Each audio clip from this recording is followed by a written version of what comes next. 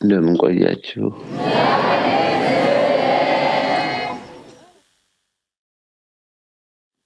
ወደ ርዕሳችን እንሂድና እንማማር።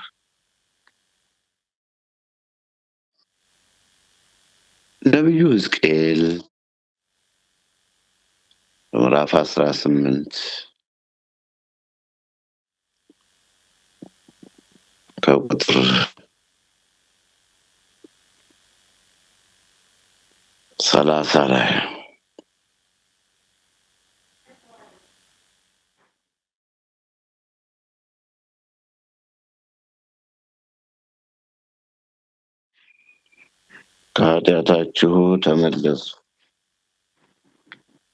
ከኃጢአታችሁ ተመለሱ። መጥምቀ መለኮት ቅዱስ ዮሐንስ 30 ዓመት ሙሉ በምድረ በዳ በበረሃ ከኖረ በኋላ ቀጥታ በዮርዳኖስ ዙሪያ ውሃ በሞላበት ስፍራ ላይ እንዲህ ነበር የሚለው የበረሃው መናኝ መጥምቀ መለኮት ቅዱስ ዮሐንስ። እንዲህ ይላል ወገኖች፣ በዛ ወራት መጥምቁ ዮሐንስ መንግሥተ ሰማያት ቀርባለችና ንስሐ ግቡ ብሎ በይሁዳ ምድረ በዳ እየሰበከ መጣ። በነቢዩ በኢሳይያስ የጌታን መንገድ አዘጋጁ፣ ጥርጊያውንም አቅኑ እያለ በምድረ በዳ የሚጮህ ሰው ድምፅ የተባለለት ይህ ነውና አለ።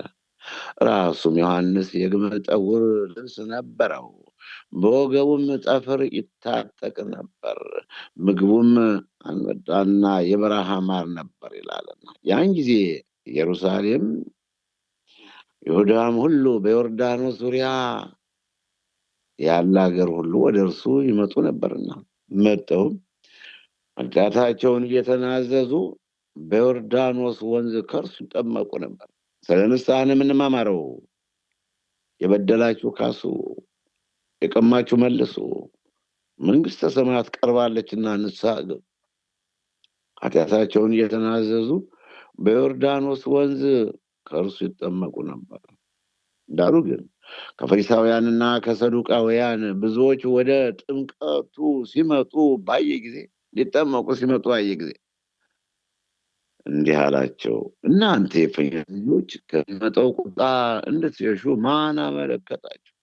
እንግዲህ ለንስሐ የሚገባ ፍሬ አድርጉ። ይሄ ነው በማቴዎስ ምዕራፍ 3 ከቁጥር 1 ላይ ከቁጥር 6 ላይ አሁን ደግሞ ከቁጥር 8 ላይ ከእንግዲህ ለንስሐ የሚገባ ፍሬ አድርጉ።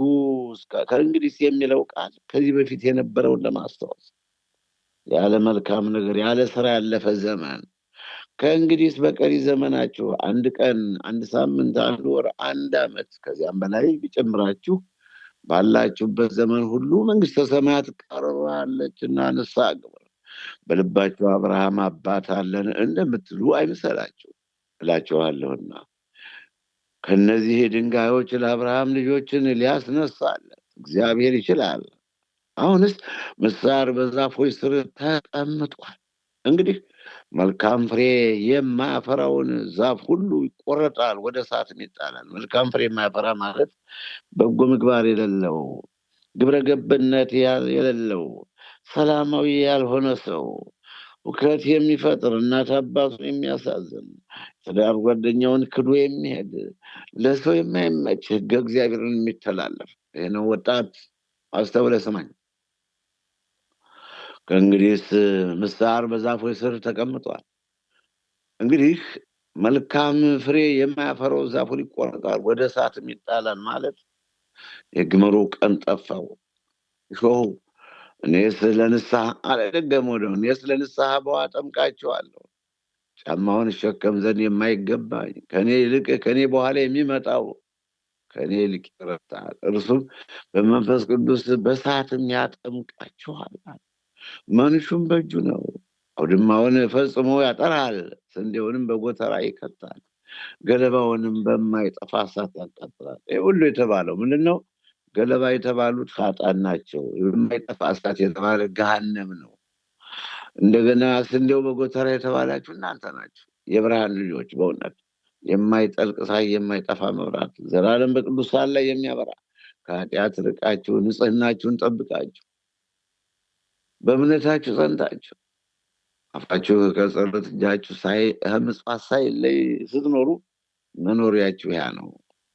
መጨረሻ መኖሪያችሁ የሚሆን ያ ነው ወገኖች። ይህ የበረሃው ስብከት ነው። የበረሃው ስብከት ከኃጢአታችሁ ሁሉ ተመለሱ። ሕዝቅኤል ምዕራፍ 18 ቁጥር 30 ላይ ከኃጢአታችሁ ሁሉ ተመለሱ፣ ይበቃችኋል። እስካሁን የሰራችሁት፣ እስካሁን የበደላችሁት፣ እስካሁን የተላለፋችሁት፣ እስካሁን እግዚአብሔርን ያሳዘናችሁት ይበቃችኋል።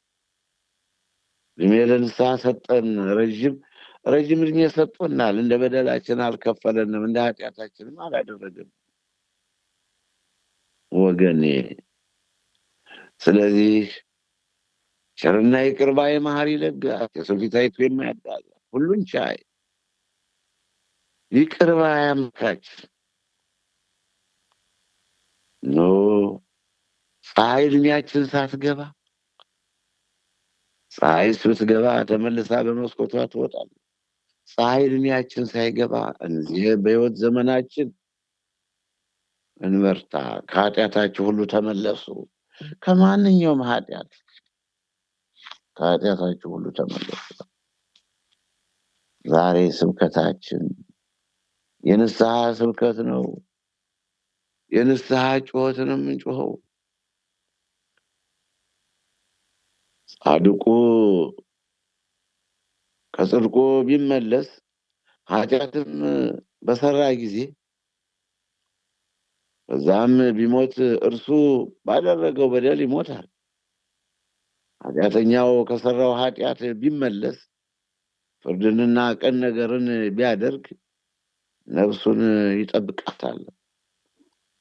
አስቦ ከሰራው በደል ሁሉ ተመልሷልና ፈጽሞ በሕይወት ይኖራል እንጂ አይሞትም ይላል ትንቢተ ማለት ሕዝቅኤል ምዕራፍ 18 ቁጥር 16 የተጻፈ ቃል። እናስተውል፣ ንስሐ ግቡ። ስለ ቃል ይፈረድብሃል። መናገር እኮ ያስኮንናል። በደላችን እኮ ብዙ ነው። ኃጢአታችን እኮ በርክቷል። በቸርነቱ ቢያውለን ቢያሳድረን እንጂ በስራችን የዋልን ያደርን እንዳይመስላል። ይሄው ኃጢአትማ ማለት እኮ ማሰብም ኃጢአት ብቻ አይደለም። ኃጢአትን ያሰበውም ያው ማለት ነው። እንዲህ የሚል ተጽፏል።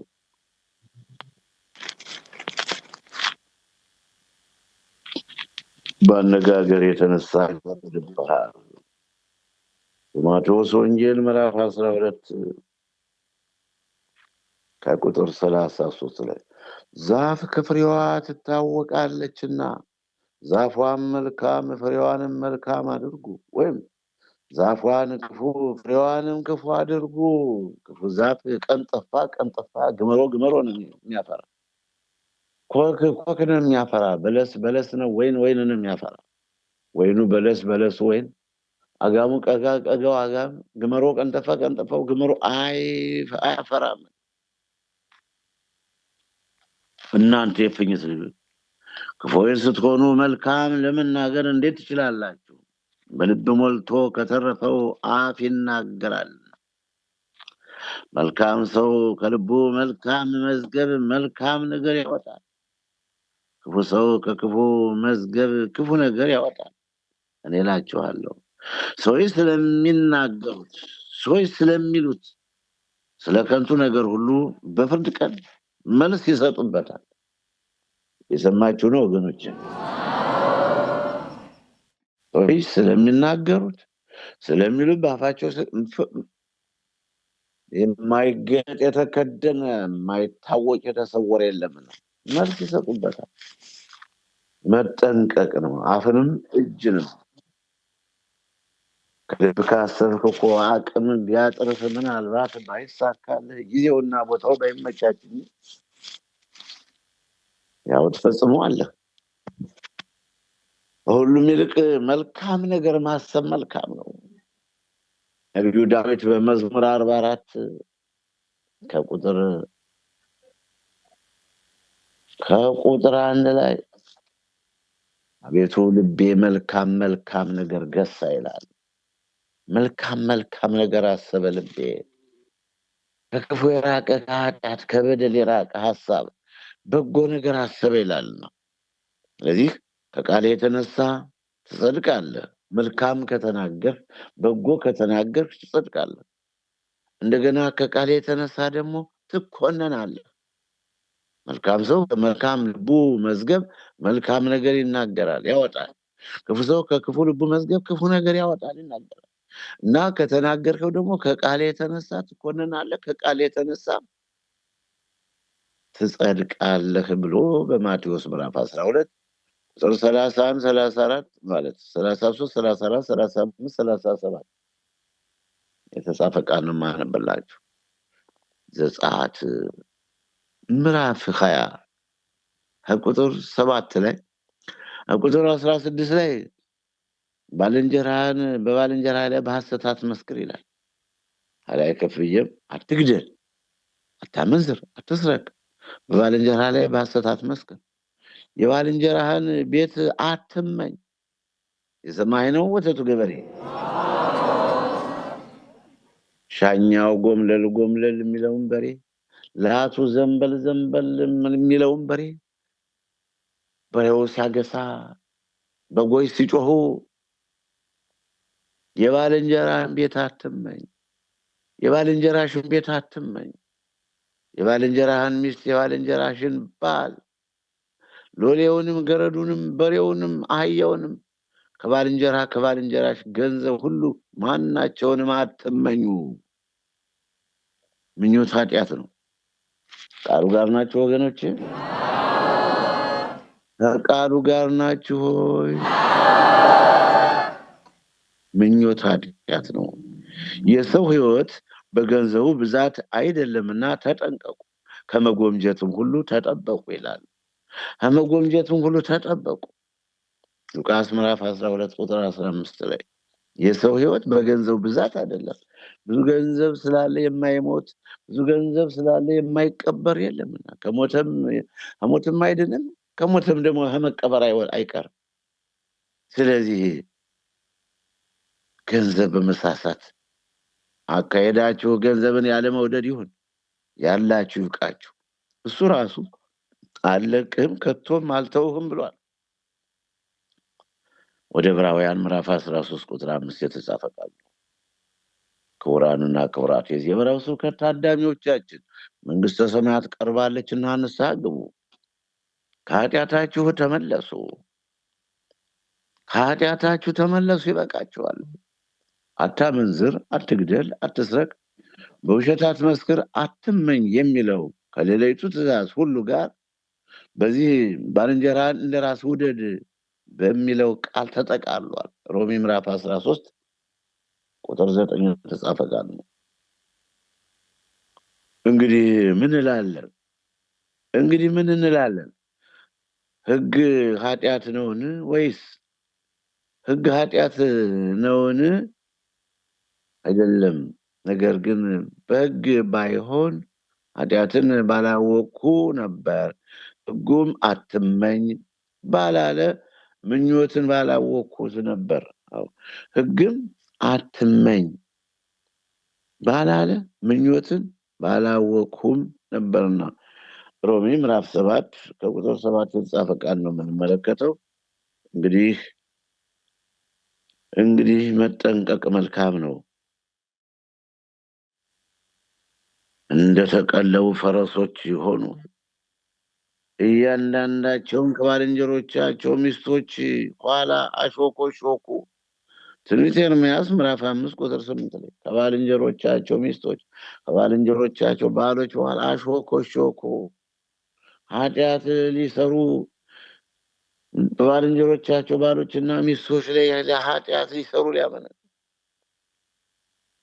እኔ ግን እላችኋለሁ ወደ ሴት ያየ ሁሉ የተመኛትም ያን ጊዜ በልቡ ከእርሷ አመንዝሯል። ያያትም የተመኛትም ገበሬው ወተቱ ገበሬ የወጣቱ የከተማው ጫትና ሲጃራ ኤፌሶን ምዕራፍ 5 ቁጥር 3 ላይ ነው። በማቴዎስ ወንጌል ምዕራፍ 5 ቁጥር 28 ላይ ወደ ሴት ያየ ወይም ወደ ወንድ ያየች ሴት የተመኛትም የተመኘችውም ያን ጊዜ በልቡ ከእርሷ ጋር አመንዝሯል፣ በልቧ ከእሱ ጋር አመንዝራለች። ማቴዎስ ምዕራፍ 5 ቁጥር 8 የተጻፈ ቃል። ለቅዱሳን እንደሚገባ ግን ዝሙትና ርኩሰቱ ወይም መመኘት በእናንተ ዘንድ ከቶ አይሰማ፣ መመኘትም ኃጢአት ነው። ኤፌሶን ምዕራፍ 5 ቁጥር 8 የተጻፈ ቃል። እንግዲህ በምድር ያሉትን ብልቶቻችሁን ግደሉ። እነዚህም ዝሙትና ርኩሰት፣ ፍትወትም፣ ክፉ ምኞትም፣ ጣዖትንም ማምለክ የሆነ መጎምጀት ነው። ምኞትም ዝቅ አድርጌ ነው በምኞት የጀመርኩላችሁ ግን በረዝ መክፈት፣ ንጹህ ደም ማፍሰስ፣ ሰውን ማንገላታት፣ የድሃ ገንዘብ መቀማት፣ አደራ መብላት፣ አዝመራውን መሬቱ እንዳያበቅል፣ ጎተራው እንዳይበረክት፣ ሰውየው ወይም ሴትዮዋ ልብሳቸውን ጥለው እንዲሄዱ፣ ባትለው ትዳራቸው እንዲፈርስ፣ ልጆች እንዲበተኑ፣ ይኸው የእነሱ የሆነውን ጥለው በረሃ ለበረሃ ምድረ በዳ ለምድረ በዳ ባልተወለዱበት ባላደጉበት ሀገር ወይም በውጭ ሀገር እንዲንከራተቱ ሰላም መንሳት፣ ጤና መንሳት፣ ይህ የሰው ሀብት ከመመኘት የመጣ ነው። ስለዚህ ለቆላስይስ ሰዎች በጻፈው መልእክቱ የሐዋርያው የቅዱስ ጳውሎስ መልእክት ምዕራፍ 3 ቁጥር 8 ላይ ከእንግዲህ በምድር ያሉትን ብልቶቻችሁን ግደሉ፣ እነዚህም ዝሙትና ርኩሰት፣ ፍትወትም፣ ክፉ ምኞትም፣ ጣዖትንም ማምለክ የሆነ መጎምጀት ነውና ይላል። እንዴት ቆያችሁ ወገኖች? ስለጠየቃችሁ ኃጢአት አትስሩ። አሁን ይህ ሁሉ ኃጢአት ነው። ይህ ሁሉ ኃጢአት ነው። ኃጢአት መሆኑን አውቃችሁ ሕጉን መጠበቅ ያስፈልጋል። ከላይ ልጀምርላችሁ። እግዚአብሔርም ይህን ቃል ሁሉ እንዲህ ብሎ ተናገረ። ከግብፅ ምድር ከባርነት ቤት ያወጣሁህ እግዚአብሔር አምላክህ እኔ ነኝ። ከኔ በቀር ሌሎች አማልክት አይሁኑልህ። በላይ በሰማይ ካለው በታችም በምድር ካለው ከምድርም በታች በውሃ ካለው ነገር የማንኛውንም ምሳሌ የተቀረጸውን ምሳሌ ለአንተ አታደርግም። እግዚአብሔር በቀር ሌላ አምላክ የለም። አምላካችን እግዚአብሔር ነው። ንጉሳችን እግዚአብሔር ነው። ፈጣሪያችን እግዚአብሔር ነው። እረኛችን፣ መጋቢያችን፣ በዝናብ አብቅሎ በፀሐይ አብስሎ የሚመግበን፣ እኛ ድሆችን ከወደቅንበት የሚያነሳን፣ ከተሰደድንበት ቦታ የሚሰጠን፣ ጠላት ሲያነፋ፣ ዲያብሎስ ሲያገሳ፣ ዘንዶ ሲወራጭ፣ ገደል ሲቆፈርብን፣ ወጥመድ ሲዘጋጅብን፣ መርዝ ሲበተንብን ከዚያ ሁሉ የሚያወጣ እግዚአብሔር አምላካችን ነው። ከሱ በቀር ሌላ አምላክ የለም። ከእኔ በቀር ሌሎች አማልክት አይሁኑልህ ነው የሚለው። ሰማኝ ወገኔ? እናንተ ግን የአባቴ አምላክ የእናቴ አምላክ የአምላካችሁ ብዛት፣ ኧረ እንዲያው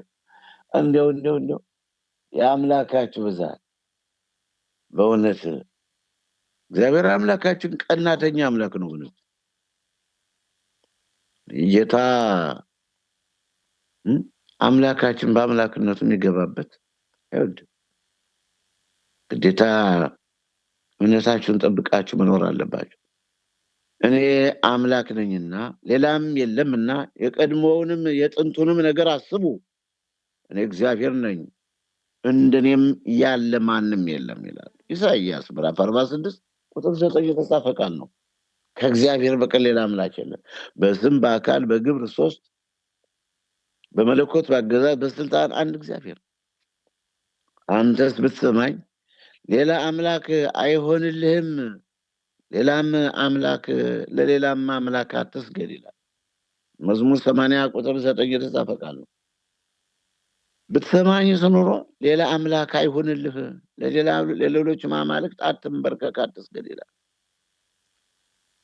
ታመልኳቸውም ትሰግዱላቸውም ዘንድ ሌሎችን አማልክት አትከተሉ፣ ክፉም እንዳላደርግባችሁ በእጃችሁ ስራም አታስቆጡኝ።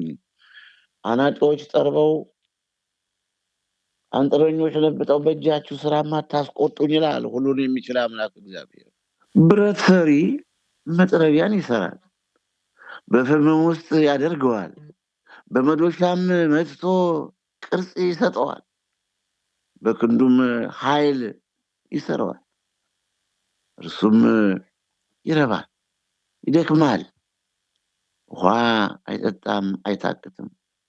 ጠራቢውም ገመድ ይዘረጋል፣ በበረቅም ይመለከተዋል፣ በመቅረጫም ይቀርጸዋል፣ በመለኪያም ይለካዋል። በቤትም ውስጥ ይቀመጥ ዘንድ በሰው አምሳልና በሰው ውበት ያስመስለዋል። የዝግባን ዛፎች ይቆርጣል፣ የዞጲንና የኮምቦልን ዛፍ ይመርጣል። ከዱር ዛፎችም መካከል ይጠነክር ዘንድ ይተዋል። የጽድንም ዛፍ ይተክላል፣ ዝናብም ያበቅላል፣ ለሰውም ማገዶ ይሆናል። ከእርሱም ወስዶ ይሞቃል፣ አንድዶም እንጀራ ይጋግርበታል። ከእርሱም አምላክ አበጅቶ ይሰግድለታል። እንግዲህ ተክላል፣ ዛፍ ይተክላል፣ ጽዱንም ዝግባውንም ይተክላል። ወይም ደግሞ በተፈጥሮ የጫካውን ዛፍ ፈልጦ መጥረቢያን አበጅቶ ቀጥቅጦ ጠማማ እንጨትም በጠማማ እንጨት ሰክቶ ዛፉን እየቆረጡ የዳቦና እንጀራ መጋገሪያ ያደርጉታል፣ ይሞቁታል። ለቤታቸው ያው ማብሰያ ያደርጉታል። ለሚጠቀሙበት ነገር ሁሉ በሳቱ እንደገና ደግሞ ጠርበው አምላክ አድርገው ይሰግዱለታል። ለዚህ አንድደው በሚሞቁት እንጨት ይህን እያለ ነው ወገኖች። እንግዲህ ሁሉን የሚችል አምላክ ይህን ያገኘነው ትንቢተ ኤርምያስ ምዕራፍ 44 ከቁጥር 9 ጀምሮ እስከ 15 ባለው ሁኔታ ነውና እናንተ በእምነታችሁ ጽኑ። አምላካችን እግዚአብሔር በስም በአካል በግብር ሶስት፣ በመለኮት በአገዛዝ በስልጣን በመለኮት አንድ አምላክ ይሄ ነውና እንዲህ ይላል ወገኔ፣ እንዲህ ይላል ወገኖቼ።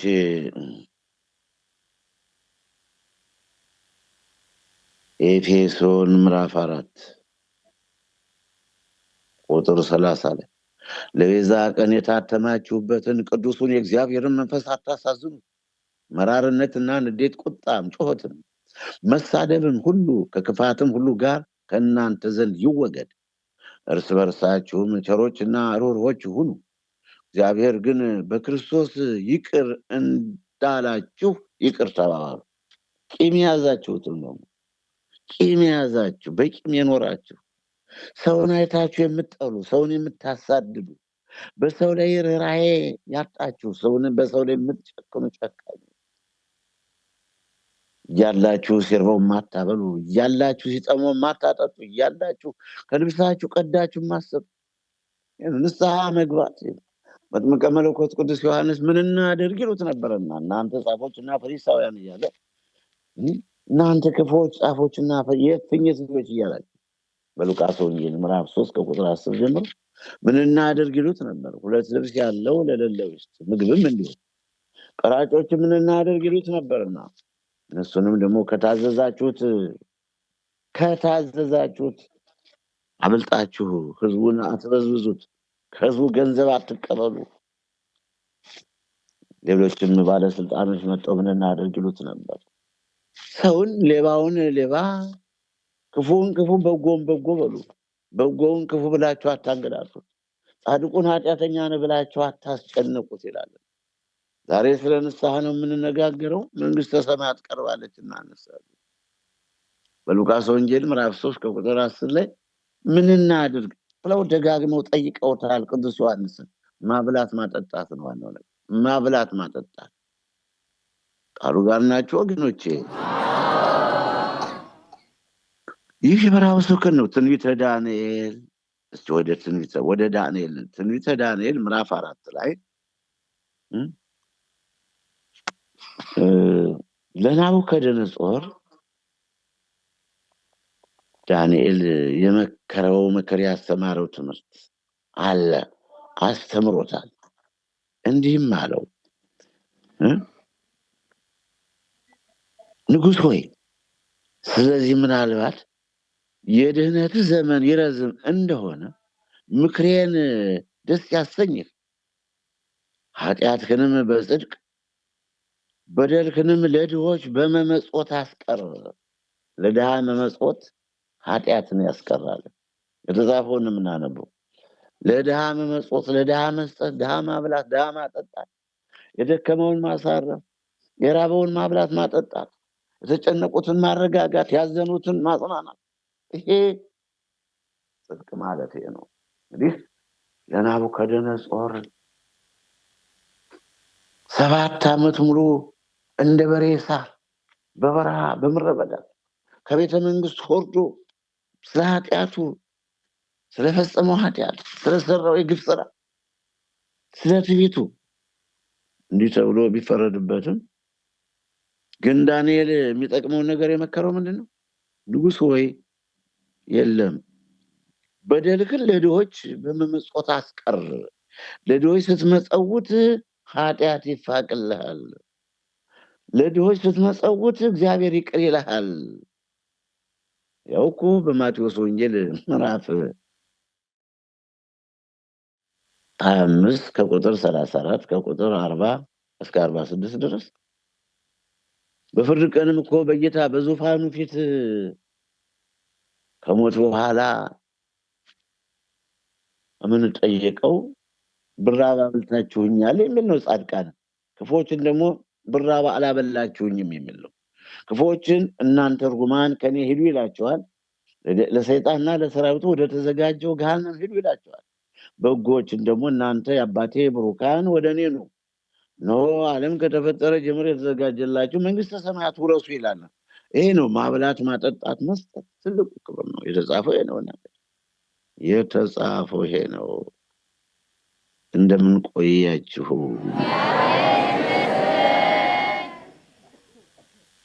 እግዚአብሔር በሚገኝበት ጊዜ ፈልጉት፣ ቀርቦም ሳለ ጥሩት። ክፉ ሰው መንገዱን፣ በደለኛም ሐሳቡን ይተው፣ ወደ እግዚአብሔር ይመለስ፣ እርሱም ይምረዋል፣ ይቅርታውም ብዙ ነውና ወደ አምላካችን ይመለስ። ኢሳይያስ ምዕራፍ 55 ቁጥር 6 የተጻፈ ቃል ነው። መመለስ ያስፈልጋል ወገኖች። ወደ እሱ እንመለስ፣ ወደ እሱ እንቅረብ። ይቅር በለን እንበለው፣ በድለናል እንበለው፣ አጥፍተናል እንበለው፣ ተሳስተናል ማረን እንበለው ወገኖች። እስከ መቼ በኃጢአት? በተራራም በወረደ ጊዜ ብዙ ሕዝብ ተመለከተ። እነሆ ለምጻም ቀርቦ ጌታ ሆይ ብትወድስ ልታነጻኝ ትችላለህን እያለ ሰገደለት። እጁንም ዘርግቶ ዳሰሰውና እወዳለሁ ንጻ አለው። ወዲያውም ለምጹ ነጻ። ጌታችን አምላካችን መድኃኒታችን ኢየሱስ ክርስቶስም ለማንም እንዳትናገር ተጠንቀቅ አለው። ነገር ግን ሂደህ ራስህን ለካህን አሳይ፣ ለእነርሱም ምስክር እንዲሆን ሙሴ ያዘዘውን መባ አቅርብ ይላል። ኃጢአታችሁን ለካህን መናዘዝ መልካም ነው። አይቶም ሂዱ ራሳችሁን ለካህን አሳዩ። ሉቃስ ምዕራፍ 17 ቁጥር 14 10 ለምጻሞች አንተ የዳዊት ልጅ ኢየሱስ ክርስቶስ እባክህ አድነን እያሉ ተከተሉ። 10 ናቸው። እባክህ ጌታ አድነን እያሉ 10 ለምጻሞች። በእስራኤል ዘንድ የለምጽ በሽታ ክፉ ነው። እንዲሁ ከሰው ጋር አይሆንም አያሳድርም። እነሱም ተጨንቀው ከበሽታውም ብዛት ደግሞ እንደገናም እንዲህ በእውነት ክፉ በሽታ እባክህ ጌታ አድነን እያሉ ተከተሉት። ምንድን ነበር ያላቸው? ጌታችን አምላካችን መድኃኒታችን ኢየሱስ ክርስቶስ ሁሉን የሚችል የእስራኤል ቅዱስ አይቶም ሂዱ ራሳችሁን ለካህን አሳዩ አላቸው። እነሆ ሄዱ። ሲሄዱም ነጹ፣ ከበሽታቸው ተፈወሱ። ነገር ግን 9ኙ ባሉበት ሲሄዱ አንዱ ሳምራዊ ተመልሶ ምስጋና ለጌታ አቀርቧል። 9ኙ ሴት ሄዱ የተባለ ከዚህ ላይ ነው። እንግዲህ ራሳችሁን ለካህን አሳዩ። ጴጥሮስም ከቤት ውጭ በጥሩ ግቢ ተቀምጦ ነበር። አንዲት ገረድም ወደ እርሱ ቀርባ አንተ ደግሞ ከገሊላው ከኢየሱስ ጋር ነበርህ አለችው። እርሱ ግን የምትይውን አላውቀውም ብሎ በሁሉ ፊት ካደ። ወደ በሩም ሲወጣ ሌሊቱ አየችውና በዛ ላሉት ይህ ደግሞ ከናዝሬቱ ከኢየሱስ ጋር ነበር አለችው። ዳግመኛም ሲምል ሰውየውን አላውቀውም ብሎ ካደ። ጥቂትም ቆየና በዛ ቁመው የነበሩ ቀርበው ጴጥሮስን አነጋገርህ ይገልጽሃል፣ አነጋገርህ ይመስላልና በእውነት አንተ ደግሞ ከነሱ ወገን ነህ አሉት። ሰውየውን አላውቅም ብሎ ሊራገምና ሊምል ጀመረ።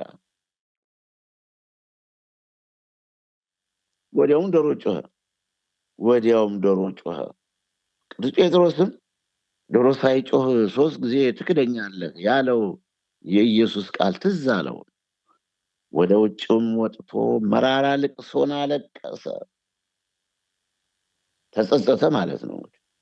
በመጀመሪያ ወገኖቼ የሚገኘው በማቴዎስ ምዕራፍ 26 ከቁጥር 69 እስከ 75 ነው።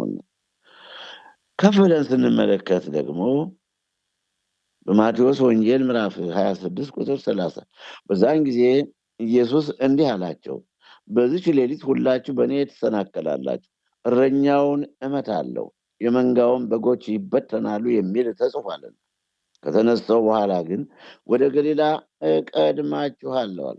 ጴጥሮስም መልሶ ሁሉም በአንተ ቢሰናከሉ እኔ ከቶ አልሰናከልም አለ። ጌታችን አምላካችን መድኃኒታችን ኢየሱስ ክርስቶስም እንዲህ አለ፣ እውነት እልሃለሁ በዚህ ሌሊት ዶሮ ሳይጮህ 3 ጊዜ ትክደኛለህ። ጴጥሮስም ከአንተ ጋር መሞት እንኳ የሚያስፈልገኝ ቢሆን ከቶ አልክድህም አለው። ደቀ መዛሙርቱም እንዲሁ ደግሞ እንደዚሁ አሉ። ነገር ግን ቅድም እንዳልኳችሁ በማቴዎስ ምዕራፍ የሚገኘው ማቴዎስ ምዕራፍ 26 ቁጥር 31 እስከ 35 ነው። ያ ደግሞ በማቴዎስ ወንጌል ምዕራፍ 26 ቁጥር 69 እስከ 75 ባለ ቃል ነው።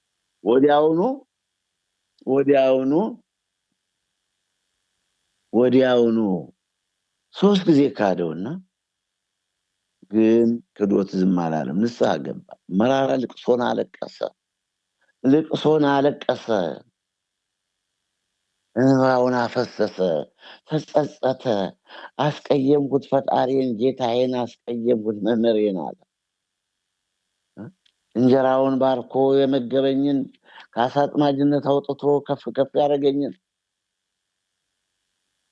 በማቴዎስ ምዕራፍ 16 ቁጥር 17 ላይ በምድር ያሰርከው በሰማይ የታሰረ ነው፣ የመንግስተ ሰማያት መክፈቻ ቁልፍ እሰጥሃለሁ ብሎ አክብሮት በማቴዎስ ወንጌል ምዕራፍ 18 ቁጥር 17 አሁን 18 በምድር ያሰርከው በሰማይ የታሰረ ነው፣ በምድር የፈታው በሰማይ የተፈታ ነው የሚል ሰማያዊ ስልጣን የሰጠውን ጌታ አሳዘነ። ነገር ግን ጌታ መሐሪ ስለሆነ መራራ ልቅሶን ስላለቀሰ ቅዱስ ጴጥሮስ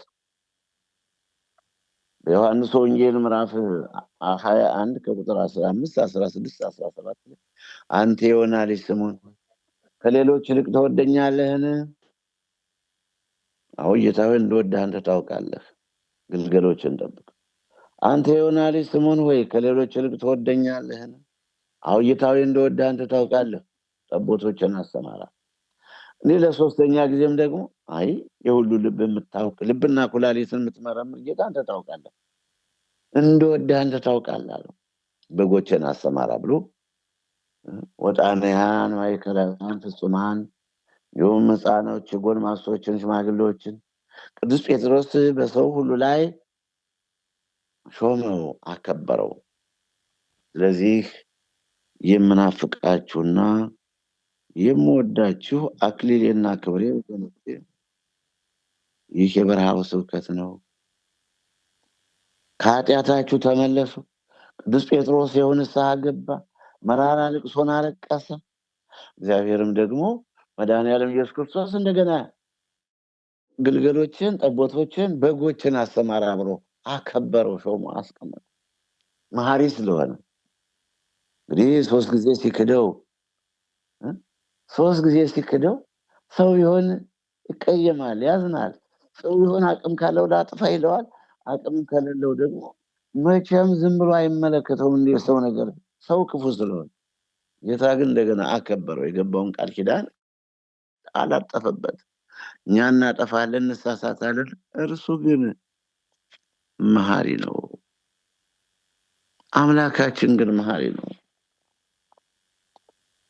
እንዴት ቆያችሁ? ልዑለ ባህሪ ምስጋና የባህሪ የሆነ ጌታ በእኔም እንጂ በተብታባው በኮልታፋው አንደበቴ ይልቁንም የአምላኬ ጌታዬ ምርጥ ዕቃዎች በእናንተም አንደበት ስሙ የተመሰገነ ይሁን።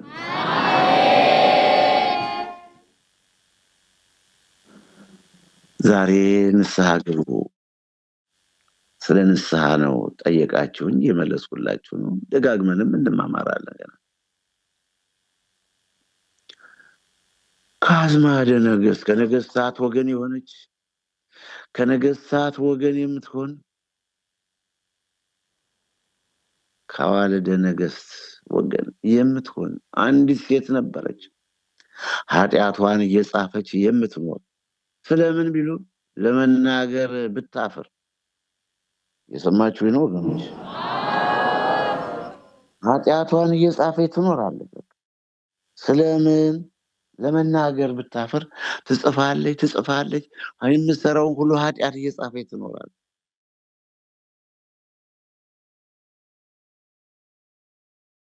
እንደተጠቀለለ ይዛ አባቴ በዚህ ያለው ይፋቅልሽ በለኝ አለችው። ይፋቅልሽ አላት። ገልጣ ብታይ አንዲት ቀርታለች።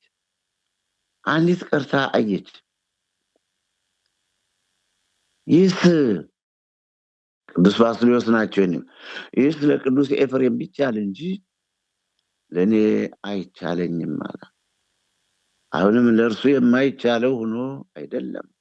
ቅዱሳን የራሳቸው ክብር ከሚገለጥ የወንድሞቻቸው ክብር ቢገለጥ ይወዳሉና። ይሄ ነው የአባቶች ከአባቶች የወረስነው ይሄ ነው። አባቶች ማጣጣል፣ ስም ማጥፋት፣ መስደብ፣ እውነቱን በውሸት እንዲው ይቀየራል የሚል ተስፋ ይዞ ሁልጊዜ መጎራጨት አይደለም። ይኸው የአባቶችን ክብር የበለጠ። እንዴት ቆያቸው ወገኖች?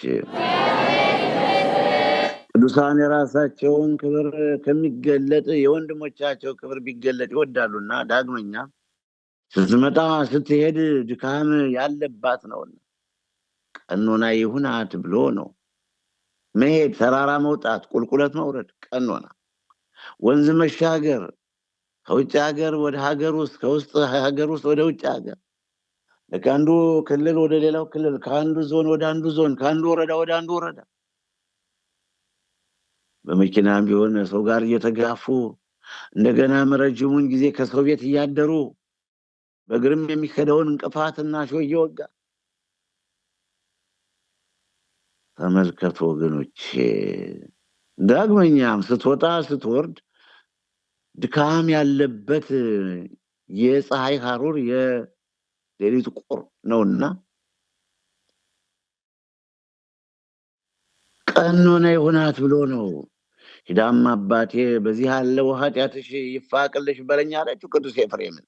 ከቅዱስ ባስልዮስ ወደ ቅዱስ ኤፍሬም። ይህስ ለጳጳሱ ለቅዱስ ባስልዮስ ቢቻል እንጂ ለእኔ አይቻለኝም አላት። አሁን ለእርሶ የማይቻለው ሆኖ አይደለም። ቅዱሳን የራሳቸው ክብር ከሚገለጥ የወንድሞቻቸው ክብር ቢገለጥ ይወዳሉና፣ ዳግመኛ ስትሄድ ስትመጣ ድካም ያለበት ነውና፣ ድካም ቀኖና ይሆናት ብሎ ስለሄድሽ ግን እንደቀደመው በሕይወተ ሥጋ አታገኘውም። ሙቶ ሊቀብሩት ዘውት ሲሄዱ ታገኘዋለሽ። ሳትጠራጠሪ ከአስከሬኑ ላይ ጣዩ። መጠራጠርም ጥሩ አይደለም። በቃ አምኖ መሄድ ነው። አምኖ መሄድ ወደ ቅዱሳን ወደ ክቡራን አባቶች ሲሄዱ፣ ንስሐ ለመግባት ሲሄዱ፣ ወደ ገዳማት ወደ አድባራቱ ከቦታ ርቃችሁ ከቤተሰብ ተለይታችሁ ንስሐ ለመግባት ስትሄዱ አለመጠራጠር ነው። ሳትጠራጠሪ ከአስከሬኑ ላይ ጣዩ፣ ይፋቅልሻል አላት። ብትሄድ ሙቶ ሊቀብሩት ዘውት ሲሄዱ አገኘችው። ማንን? ቅዱስ ባስልዮስን። ሳትጠራጠር ከአስከሬኑ ላይ ብትጥለው ተፈቆላታል። ኃጢአተኞችን ሊያድን ክርስቶስ ኢየሱስ መድኃኔዓለም ወደ ዓለም መጣ የሚለው ቃል የታመነና ሁሉ እንዲቀበሉት የተገባ ነው። ከኃጢአተኞችም ዋና እኔ ነኝ። ስለዚህ ግን የዘላለምን ሕይወት ለማግኘት በእርሱ ያምኑ ዘንድ ላላቸው ሰዎች ምሳሌ እንደሆን ኢየሱስ ክርስቶስ ዋና በመሆን በእኔ ላይ ትዕግስቱን ሁሉ ያሳይ ዘንድ ምሕረት አገኛል። ቅዱስ ጳውሎስም እኔ ምሕረት አገኝ ከኃጢአተኞች ዋነኛ እኔ ነበር፣ ቤተክርስቲያን ማፈርስ ክርስቲያኖችን ማሳደድ ነበርሁና። የሐዋርያት ሥራ ምዕራፍ 9 ከቁጥር 1 ጀምሮ እስከ 17 ድረስ ተመልከቱ።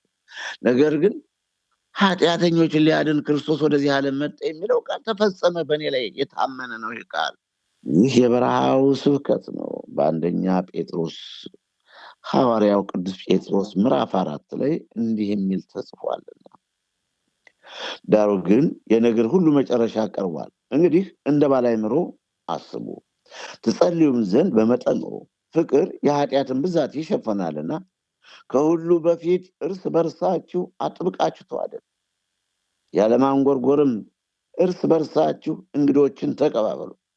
ልዩ ልዩ የእግዚአብሔር ጸጋ ደጋግ መጋቢዎች እንደመሆናችሁ እያንዳንዳችሁ የጸጋ ስጦታ እንደተቀበላችሁ መጠን በዛው ጸጋ እርስ በርሳችሁ አገልግሉ ይላል። ይህን የምናገኘው በአንደኛ ጴጥሮስ ምዕራፍ 4 ከቁጥር 7 እስከ 11 ያለውን ቃል ነው። ፍቅር የሰማችሁን ወገኖች፣ ፍቅር የኃጢአትን ብዛት፣ መንፈሳዊ ፍቅር ማለት ብሔር፣ ቋንቋ፣ ወገን፣ አበላኝ፣ አጠጣኝ፣ ሰጠኝ አይደለም። ትክክለኛ ሰው በመሆኑ ሰውን በምትወዱበት ፍቅር፣ ሰው በመሆኑ ሰው አምላክ በመሆኑ አምላካችን በፍጹም ልባችን በፍጹም ነፍሳችን፣ ሰው በመሆኑ ደግሞ ባልንጀራችን ለራሳችን በምንወደው ነገር በቃ ይሄ ነው ፍቅር። የኃጢአትን ብዛት ትደመስሳለች። ፍቅር የኃጢአትን ብዙ ኃጢአትን ይደመስሳል። እንደምን ቆያችሁ? ኃጢአተኛን ከተሳሳተበት መንገድ የሚመልሰው ነፍሱን ከሞት እንዲያድን የኃጢአትን ብዛት እንዲሸፍን እወቅ። ያዕቆብ ምዕራፍ 5 ቁጥር 20 ላይ ነው። የኃጢአትን ብዛት እንዲሸፍን ይሄ ነው። መሳደብ፣ ስም ማጥፋት፣ ታሪክ ማበላሸት፣ እውነቱን በውሸት ደግሞ እውነቱን በውሸት የሚዳሰሰውን የሚታየውን ዓለም የሚያየውን ነገር ድምስስ አድርጎ ውሸት በማውራት ሰውን ማሳደድ፣ ሰውን በሰው ላይ ሰው እንዲጠላው ማድረግ፣ ራስን እየተወደዱ ሰው እንዲጠላው የራስን ተከታይ እያበዙ እንደገና ሰውን ከሰው እንዲርቅ ትክክል እውት ለእውነት እየታዘዛችሁ ልድገምላችሁ። ግብዝነት የሌለበትን ለወንድማማች መዋደድ ነፍሳችሁን አንጽታችሁ እርስ በርሳችሁ ከልባችሁ አጥብቃችሁ ተዋደዱ። አንደኛ ጴጥሮስ ምዕራፍ 1 ቁጥር 22። እንደገና ደግሞ ኃጢአተኛን ከተሳሳተበት ከበደለ በዝሙትም በስርቆትም በግድያም በክህደት እንደሆነ ከተሳሳተበት መንገድ የሚመልሰው ነፍሱን ከሞት እንዲያድን የኃጢአትን ብዛት እንዲሸፍን። በምን ቋንቋ ልንገራችሁ? ያዕቆብ ምዕራፍ 5 ቁጥር 20 ላይ ነው። ጌታችንም ኢየሱስ ክርስቶስ ከቅዱሳኑ ሁሉ ጋር ሲመጣ በአምላካችንና በአባታችን ፊት በቅድስና ነቀፋም የሌለበት አድርጎ ልባችሁን ያጸና ዘንድ እኛ ደግሞ ለእናንተ እንደምንሆን ጌታ እርስ በርሳችሁ ያላችሁን ለሁሉም የሚሆን ፍቅራችሁን ያብዛ ይጨምር፣ አሜን። በአንደኛ ተሰሎንቄ ምዕራፍ 3 ከቁጥር 12 የተጻፈ ቃል ነው። ፍቅር ከሁሉም በላይ ፍቅር ነው። የሰማችሁ ነው ወገኖች? እንግዲህ ትምህርቴን እጨርሳለሁ ወገኖች።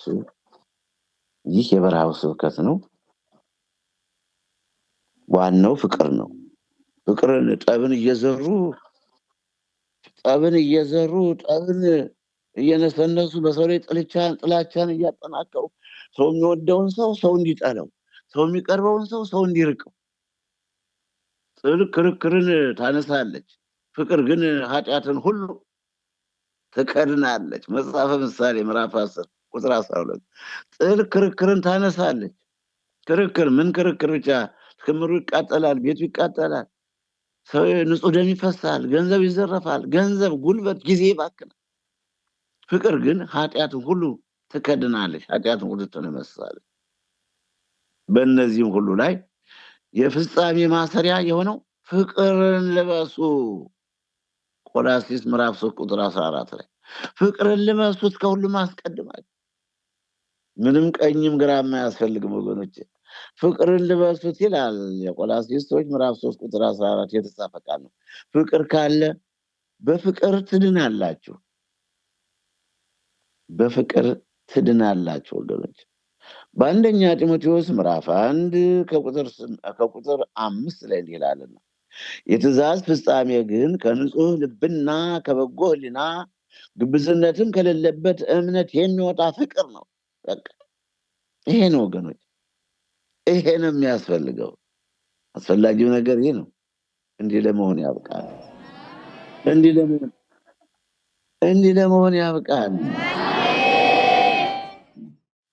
ይሄ ነው ጽድቅ ማለት፣ ወደ እግዚአብሔር መንግስት የምንገባበት ይሄ ነው። የትእዛዝ ፍጻሜ ግን ከንጹህ ልብና ከበጎ ሕሊና ግብዝነትም ከሌለበት እምነት የሚወጣ ፍቅር ነው። ልቦና ይስጠን ወገኖቼ፣ ልቦና ይስጠን ወገኖቼ። ነገር ግን አለ ቅዱስ ጳውሎስ ቁጥር 8 ላይ ሰው እንደሚገባ ቢሰራበት ሕግ መልካም እንደሆነ እናውቃለን። ሕግ መልካም ነው። ሰው እንደሚገባ በአገባቡ ይሰራበት። ሕግን ጠብቀን ለመኖር ያርገን፣ ከሚጸድቁት ያርገን። ስላደመጣችሁኝ አመሰግናለሁ። ጨርሻለሁ።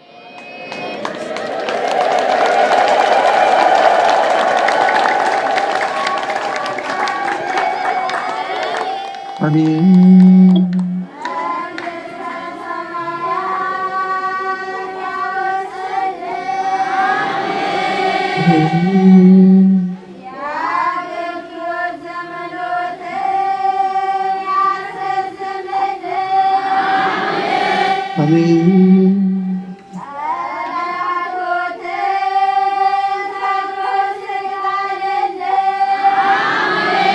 Amen.